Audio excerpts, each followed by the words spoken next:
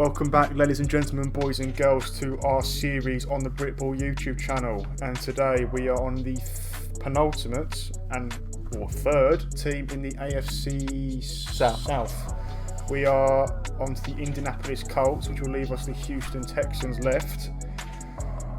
And the Colts, we've had to go back to 2013 to get 5 years worth of first round picks, because they haven't had a first round pick in 2 years. This will be the first one since 2018. And then 2013 had to go back. That's a long time ago. Bit like reminds me a bit like a Patriots video when we had to go back really far. Yeah. So just to get our sponsorships unofficial out of the way. First off with Ollie. I'm halfway through my sponsorship already. Stellar. Pretty sure you get that in the US. Not gonna lie. It's from Belgium though.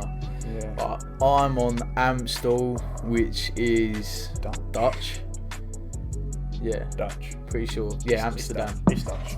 I'm not sure if you get that in the US, but probably not. You're missing out if you It's a lovely little drop. But yeah, let's get into the first. Okay, so just before we get into Quinton Nelson, I'll quickly point out why they didn't have draft picks in certain years. So in 2020, they had no pick because they traded for DeForest Buckner. Pretty good trade. Then in 2019, they traded out of the first round to get 2 second-round picks. Fair enough. Colts quite like doing that. Then in 2014, they, under their old GM, which was pretty much a disaster, traded for Trent Richardson, the running back, and got like 1 season out of him. And yeah, pretty poor trade. But on to Quinton Nelson. Am I starting? Yeah, go for it. Yeah, cool. Quinton Nelson, the guard taken out of Notre Dame, the Fighting Irish as they're famously called, shamefully. He has played and started all 48 games in the NFL, and I'm going to say straight off the bat, this is one of the best drafts you will see ever. He has been a revelation for this Colts team. He's a 3-time Pro Bowler and he's been in the league now 3 seasons. He's the highest ever ranked guard in the NFL's top 100 listed players. He came 29th in 2020. He's the highest ever. He's allowed 1 sack in 2020. He's one of the best offensive linemen in the NFL, without a shadow of a doubt. He's commanding, he's strong, he doesn't let anyone pressure the quarterback, and he has turned this O-line into a top 10 O-line since he was drafted in 2018. Yeah. So he's been a revelation for them. What a pick. Pick. And to not only make 3 times Pro Bowl, but then to also make first team All-Pro, just validates like this guy is great. To just plug and play like this at such a high level, what a pick. Home run. Brilliant. And you have Malik Hooker. Yeah, so Malik Hooker, kind of a hard one to grade because he's been injured quite a lot throughout his career, especially this season. You can't really judge his stats, of course. He's played 2 games and torn his Achilles, so you never know how he's going to come back, especially with safety. You know, you rely on speed a lot. I'm not sure how he's going to be. He was a decent starter, kind of. Carried a little bit by the Colts defense. Now a free agent. Is he signed with anyone? He's just signed with the Dallas Cowboys. Fair enough. And they need secondary help, so they're taking a punt on a guy taking a punt on someone who's injured a lot. But outside of that, he played 36 games, drafted out of Ohio State, 7 picks, 124 tackles, and he has not played a full season in the NFL due to injury. He played only 2 games last season. It says on the screen. He has shown first round quality, but the injuries saw the Colts decline his 5th-year option, understandably so. His first round pedigree is still held in high regard by some people, as supposedly the Dallas Cowboys. He's got a very unique coverage skill set ability, and it's just whether the team wants to risk taking on an unhealthy secondary person, which the Cowboys do need help in their secondary. So I wish him all the best, but it's going to be it's just whether or not he can play 16 games a season. Ryan Kelly, another one of them people that has just transformed this O-line, especially with the addition of Quinton Nelson. These two have been their standout players in the O-line for the Colts, definitely. He was drafted out of Alabama and he started all 66 games. He's a 2-time Pro Bowler. He's easily one of the best centers in the league. He has a combination of strength, athleticism, bullies players who are trying to blitz the quarterback, and he's very effective at being an elite run blocker as well, which is perfect considering they've got a brilliant running back in James Robinson now. Oh, that's not his name. Jonathan Taylor. That's the one. He plays to the Colts' strengths, definitely, and yeah, he and Nelson will lead Carson Wentz to these two will give him an O-line that he has hardly ever had in the Eagles roster, because the Eagles were very poor. Obviously they did have a decent O-line at one point, but I look forward to seeing Carson Wentz back in a team where he can control the offense and have time on the ball, time in the pocket. These two, him and Quinton Nelson, they've been brilliant. And this guy is scary, like just he looks like he's staring at me right now. I don't like it. He's a scary boy. This is like a school shooter. Even though we wouldn't know, but he does look like one.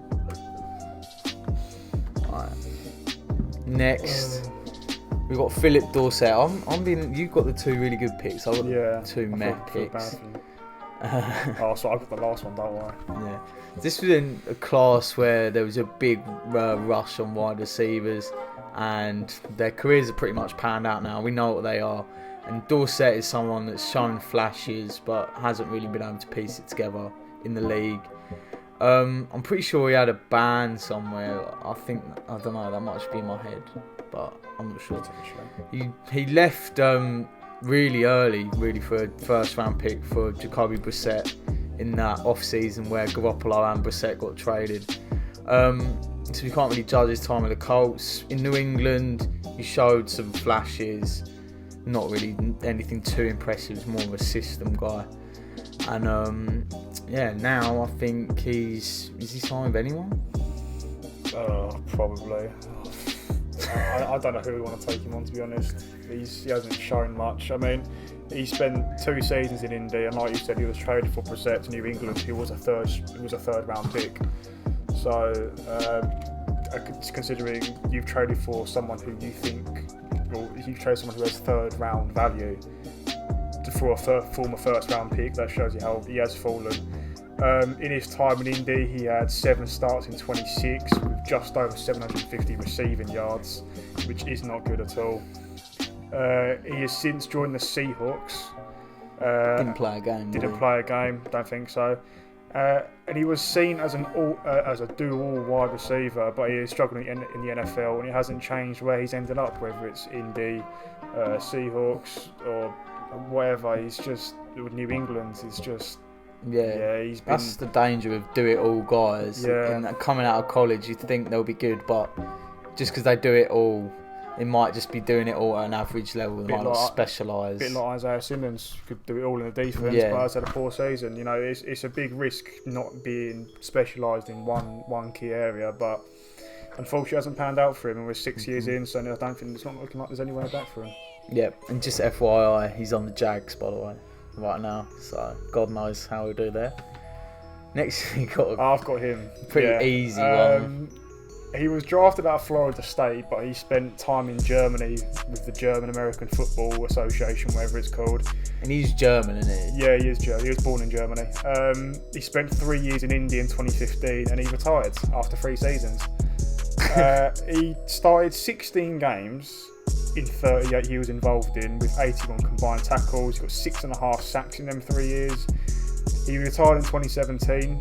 Officially, even though he was out in 2015. He retired in 2017 because teams were not interested in him.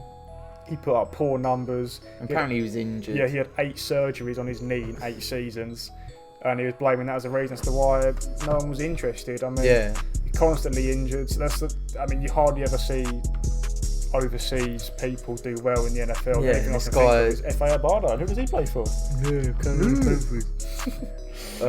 He puts European athletes to shame, being a first round pick and being so bad. Yeah. But you know, you can't judge all Europeans in one blanket. Germany or Germans do tend to be inferior compared to British people.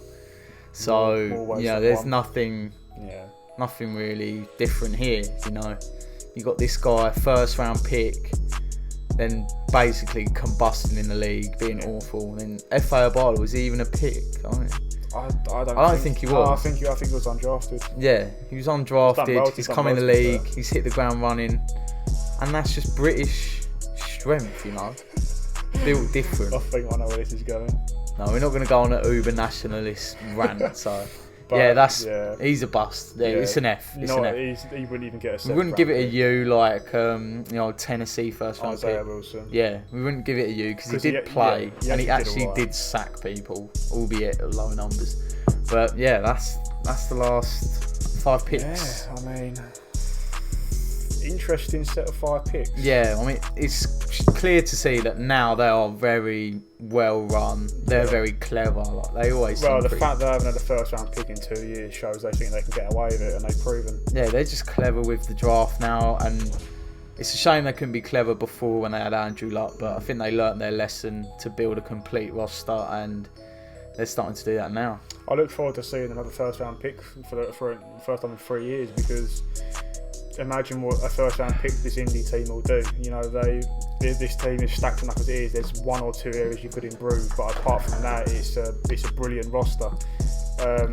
We'll add to this list come 2021 draft, but you have to say across the 5 picks, there's 2 home run hits, 1 absolute flop, 1 guy that didn't make it in the NFL, and Malik Hooker was still undecided with. So it's a yo-yo of a last 5 years worth of picks. But the Colts going forward, especially with the hierarchy they've got, you've got no doubt that they will turn it up in the draft in years to come. Mm-hmm. Yep. So that sums up the video, guys. Any support appreciated as always. We'll catch you next time. Next time in this series will be the Texans. So it's the last one of that division. Yep. And then we'll have 1 division left in the AFC West. Yep. Cool. All right. Catch you guys next time.